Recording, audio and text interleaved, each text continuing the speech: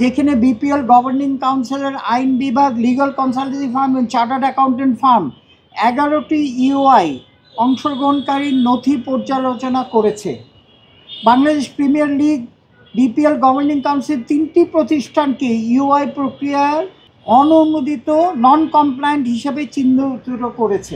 প্রতিষ্ঠানগুলি হলো SQ sports enterprise, Bangla mark limited, Mindtree ও Rupshi concrete limited consortium.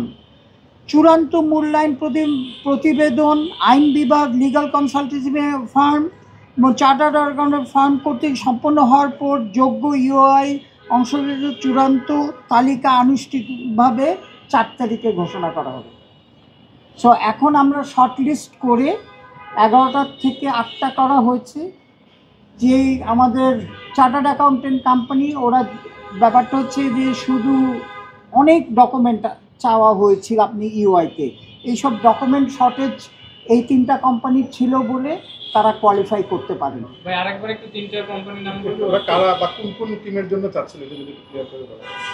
SQ sweater তো চিটাগং ছিল, মাইন্ডট্রি সম্ভবত খুলনা ছিল, আর বাংলা মার্ক নোয়াখালী।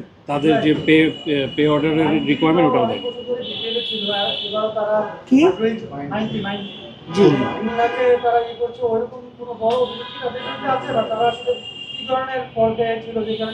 না এটা ইউআই ফুলফিল করে। প্রথম কথা যে ফল্ট তো পরে, আমরা তো আপনারা জানেন তো আমরা নানান এজেন্সিতে নানান জায়গায় আমরা চিঠি দিয়েছি, কিন্তু সেই চিঠিগুলি মানে তার উত্তর কিন্তু আমরা ওয়েট করছি এখনও শেষ হয়নি। কিন্তু আপনার যে ঘটনাটা হয়েছে যে ইউআইতে যে ডকুমেন্ট দেওয়ার কথা ছিল সেই ডকুমেন্টগুলি ওনারা ইনক্লুডিং পে অর্ডার 2 কোটি টাকা, হ্যাঁ ইনক্লুডিং পে অর্ডার এগুলি সহকারে এটা এর জন্য ওনারা কোয়ালিফাই করেন।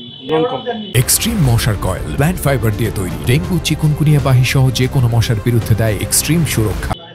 না ডকুমেন্ট অনেক ধরেন, ব্যাংকের চেয়েছি, তারপরে আপনার কোম্পানির অনেক ডকুমেন্ট চাওয়া হয়েছিল, এগুলিতেই ফুলফিল মানে প্রথম ইয়েতেই কাটা পড়ে গেছে যে আপনার যখন আপনি ইউআই গাইডলাইনটা ফলো করেনি, ইউআই গাইডলাইনটা ফলো করেনি, কথাটা বুঝছেন। এই 8টা এখন হয়েছে, এই 8টার মধ্যে আমরা ধরেন যে কয়টা বাকি কোয়ালিফাই করে, কারণ আমাদের এখনও ওয়েট করছি। আপনারা জানেন প্রসেসে আমরা করেছি কি যে নানান অর্গানাইজেশনে আমরা চিঠি দিয়েছি, হ্যাঁ এই চিঠির সম্ভবত কালকের মধ্যে পেয়ে গেলে পরশু দিন আমরা এটার যে শুনুন হ্যাঁ যে 8টা কোম্পানির মধ্যে যে কটা কোয়ালিফাই করে তার মানে এখনো কোয়ালিফিকেশন রাউন্ড তো এখনো তো এটা বলবো শোনা যাবে যে এই দিকেই বাদ আরো কোম্পানি বাদ জি হতে পারে একটা অ্যাসেসমেন্ট আপনাদের review is still continuing. First স্টেজে এই 3জন বাদ হয়ে গেছে, এখন 8টা আছে, তারা সেকেন্ড স্টেজে আমাদের আমরা তো বলছি যে 4টা, হ্যাঁ ওটা পরে বলতে পারবো, 4টা 5টা 6টা যেটাই হয়। জি আমরা জোর করে টিম নিব না।